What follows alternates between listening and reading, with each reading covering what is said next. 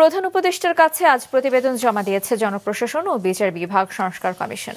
পুরনো 4টি বিভাগের সীমানাকে পৃথক 4টি প্রদেশে বিভক্ত করে প্রাদেশিক শাসন ব্যবস্থা চালু, ঢাকা ক্যাপিটাল সিটি সরকার গঠন সহ শতাধিক সুপারিশ করেছে জনপ্রশাসন সংস্কার কমিশন। জনপ্রশাসন সংস্কার কমিশনের দীর্ঘ প্রতিবেদনে 100টিরও বেশি সুপারিশের মধ্যে সবচেয়ে গুরুত্বপূর্ণ কয়েকটি হচ্ছে দেশের পুরাতন 4টি বিভাগের সীমানাকে পৃথক 4টি প্রদেশে বিভক্ত করে প্রাদেশিক শাসন ব্যবস্থা চালু, কুমিল্লা ও ফরিদপুরকে নতুন বিভাগ করার পাশাপাশি জেলা পরিষদ ব্যবস্থা বাতিল করা।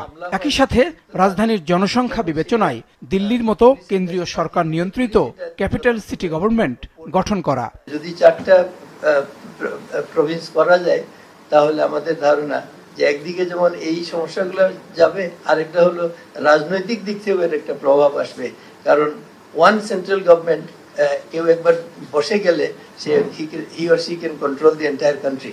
জনপ্রশাসনে মানুষ কেমন পরিবর্তন চায় তা জানতে কমিশন 8টি জেলা ও 5টি উপজেলায় সফর করে তৃণমূল পর্যায়ের নাগরিক ও মাঠ পর্যায়ের সরকারি কর্মকর্তাদের সাথে মত বিনিময় করে 13টি রাজনৈতিক দলের প্রধানদের কাছে চিঠি পাঠায়। তাদের মধ্যে বিএনপি সহ 4টি রাজনৈতিক দল লিখিত সুপারিশ দিয়েছিল কমিশনকে। সংস্কার কমিশনে আমরা একটি বিষয় অনুভব করেছি, সেটা হলো যে জনপ্রশাসন সংস্কার ইট cannot B A one shot affair, এটার একটা কন্টিনিউটি থাকতে হবে। সেই জন্য আমরা রেকমেন্ড করেছি যে একটা স্থায়ী জনপ্রশাসন সংস্কার কমিশন থাকা উচিত, যাতে করে মাঝে মাঝে এটা রিভিউ করা হয় instead of setting up a commission every time. আর আরেকটা হলো যে এই কমিশন যাতে এবারের যে কমিশনগুলোর রিপোর্ট এগুলো বাস্তবায়নের এই জিনিসটা তদারকি করতে পারে। বিকেলে প্রধান উপদেষ্টার প্রেস সচিব শফিকুল আলমের সংবাদ সম্মেলনে প্রতিবেদনের বিস্তারিত তুলে ধরেন ডেপুটি প্রেস সচিব আজাদ মজুমদার। জেলা প্রশাসকের পদবি পরিবর্তন করে জেলা ম্যাজিস্ট্রেট ও জেলা কমিশনার এবং উপজেলা নির্বাহী কর্মকর্তার ক্ষেত্রে উপজেলা কমিশনার করার সুপারিশ করেছে কমিশন। তারা সরকারি চাকরি করেন, ওনাদেরকে প্রশাসক হিসেবে অনেকে দেখতে পছন্দ করেন না, এই জন্য জেলা প্রশাসকদের পদবিটাকে সংশোধন করে জেলা ম্যাজিস্ট্রেট এবং জেলা কমিশনার নামকরণ করার সুপারিশ করা হয়েছে। সরকারি কাজে জনবল নিয়োগের জন্য বর্তমানে 1টির পরিবর্তে 3টি পাবলিক সার্ভিস কমিশনের সুপারিশও করা হয়েছে।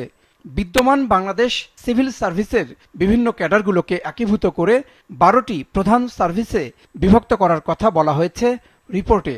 পাবলিক সার্ভিস কমিশনকেও একটু পৃথক করে 3টা পৃথক পাবলিক সার্ভিস কমিশন করার কথা বলেছেন। একটা পাবলিক সার্ভিস কমিশন সাধারণ যারা সরকারি কর্মকর্তা নিয়োগ পাবেন তাদের জন্য, আরেকটা হচ্ছে শিক্ষা ক্যাডারে যারা নিয়োগ পাবেন এবং স্বাস্থ্য ক্যাডারে যারা নিয়োগ পাবেন তাদের জন্য 3টা আলাদা আলাদাভাবে পাবলিক সার্ভিস কমিশন করার কথা বলেছেন। প্রশাসনে উপসচিব থেকে উপরের পদগুলোতে ক্যাডার বৈষম্য দূর করতে উপসচিব পদে নিয়োগের ক্ষেত্রে প্রশাসন ক্যাডারের কোটা কমিয়ে তাদের জন্য 50 এবং বাকিদের জন্য 50 ভাগ করার সুপারিশ করেছে কমিশন।